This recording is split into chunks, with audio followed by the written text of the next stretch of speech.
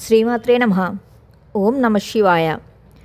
Last వీడియోలో ఇంట్లో సులభంగా ప్రతి ఒక్కరూ శివపూజ ఎలా చేయాలో చూపించాను.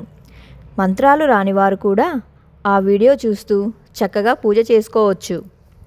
ఈ వీడియోలో శివలింగంకు ఏ ద్రవ్యాలతో అభిషేకిస్తే ఎటువంటి ఫలితాలు కలుగుతాయో తెలుసుకుందాం. అలాగే మన శాస్త్రంలో శివలింగానికి అభిషేకం చేయాలంటే ఎటువంటి నియమాలు పాటించాలో, ఎలా చేస్తే తొందరగా శివానుగ్రహం కలుగుతుందో ఈ వీడియోలో తెలుసుకుందాం. మనం ఏ దైవారాధన కానీ పూజ కానీ చేసే ముందు గణపతి ఆరాధన తప్పకుండా చేస్తాం. అలాగే శివలింగానికి అభిషేకించే ముందు గణపతికి, అలాగే సుబ్రహ్మణ్య స్వామికి, బాలా త్రిపుర సుందరి అమ్మవారికి, పార్వతీదేవికి అభిషేకించిన తర్వాతే శివలింగానికి అభిషేకించాలి. కానీ మనకు ఈ దేవతలందరికీ అభిషేకించడానికి కేవలం శివలింగం ఒకటి ఉంటే సరిపోతుంది. మిగతా దేవతల విగ్రహాలు లేకున్నా పర్లేదు. మరి పైన చెప్పిన దేవతలకు అభిషేకం ఎలా చేయాలంటే, మనకు శివలింగ తత్వంలో ఏం చెప్తుందంటే, పరమేశ్వరుడి తన సగభాగంలో పార్వతీదేవి అమ్మవారు ఎలా ఉంటుందో శివలింగంలో కూడా తన కుటుంబ సభ్యులకు కూడా స్థానం అలాగే ఉంటుంది.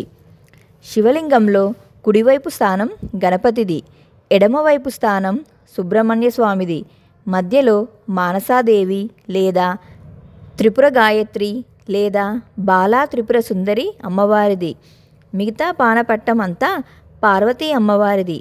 కాబట్టి మనం శివలింగానికి అభిషేకించే ముందుగా అభిషేక జలాన్ని కుడివైపున పోస్తూ ఓం గం గణపతియే నమః అంటూ అభిషేకించాలి.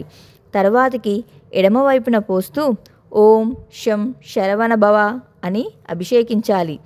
తర్వాతికి మధ్యలో అభిషేక జలాన్ని అభిషేకిస్తూ ఓం శ్రీ బాలా త్రిపుర సుందర్యై నమః అని పలుకుతూ ఉండాలి. తర్వాతికి క్లాక్ వైజ్లో డైరెక్షన్లో అభిషేకిస్తూ ఓం శ్రీమాత్రే నమః అంటూ అభిషేకించాలి. తర్వాతికి శివలింగంకు అభిషేకిస్తూ ఓం నమ శివాయ అని, లేదా మీకు శ్రీరుద్రం వస్తే అది కూడా చెప్పవచ్చు. లేదా ఇవేమీ రాదు అంటే లాస్ట్ వీడియోలో అభిషేకానికి సంబంధించిన శ్లోకం చెప్పాను, వెళ్ళి చూడండి. అభిషేక ద్రవ్యాలు, వాటి ఉపయోగాలు.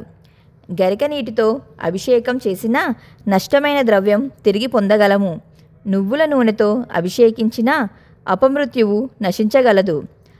ఆవు పాలతో అభిషేకం చేసిన సర్వ సౌఖ్యములు ప్రసాదించును. పెరుగుతో అభిషేకించిన బలము, ఆరోగ్యము, యశస్సు లభించును. ఆవు నెయ్యితో అభిషేకించిన ఐశ్వర్య ప్రాప్తి కలుగును. చెరుకు రసంతో అభిషేకించిన ధనవృద్ధి కలుగును. మెత్తని చక్కెరతో అభిషేకించిన దుఃఖనాశనం కలుగును. మారేడు బిల్వదల జలము చేత అభిషేకం చేసిన భోగభాగ్యములు లభించును. తేనెతో అభిషేకించిన తేజోవృద్ధి కలుగును. పుష్పోదకం చేత అభిషేకించిన భూలాభం కలుగును. కొబ్బరి నీటితో అభిషేకము సకల సంపదలను కలిగించును. రుద్రాక్ష జలాభిషేకం సకల ఐశ్వర్యములనిచ్చును. భస్మాభిషేకం చేసిన మహాపాపాలు నశించును. గంధోదకం చేత అభిషేకించిన సత్సంతానం కలుగును. బంగారపు నీటితో అభిషేకం వలన ఘోర దారిద్ర్యం నశించును. నీటితో అభిషేకించిన నష్టమైనవి తిరిగి లభించును. అన్నంతో అభిషేకించిన అధికార ప్రాప్తి, మోక్షము మరియు దీర్ఘాయువు లభించును. శివపూజలో అన్నలింగార్చనకు ప్రత్యేకత ప్రాధాన్యత కలదు. పెరుగు కలిపిన అన్నంతో శివలింగానికి మొత్తంగా అద్ది పూజ చేసెదరు. ఆ అద్దిన అన్నాన్ని అర్చనాంతరం ప్రసాదముగా పంచిపెట్టెదరు. చూడడానికి ఎంతో చాలా బాగుంటుంది అన్నలింగార్చన. ద్రాక్షరసంచే అభిషేకం చేసిన ప్రతి పనిలో విజయం లభించగలదు. ఖర్జూర రసంచే అభిషేకం శత్రుహానిని హరింపజేస్తుంది. నేరేడు పండ్ల రసంతో అభిషేకించిన వైరాగ్య సిద్ధి లభించును. నవరత్నోదకంచే అభిషేకము ధాన్యము, గృహ, గోవృద్ధిని కలిగించును. మామిడి పండ్ల రసం చేత అభిషేకం చేసిన దీర్ఘవ్యాధులు నశించును. పసుపు నీటితో అభిషేకించిన మంగళప్రదము అగును. శుభకార్యములు జరగగలవు. శ్రీమాత్రే నమః. ఓం నమః శివాయ.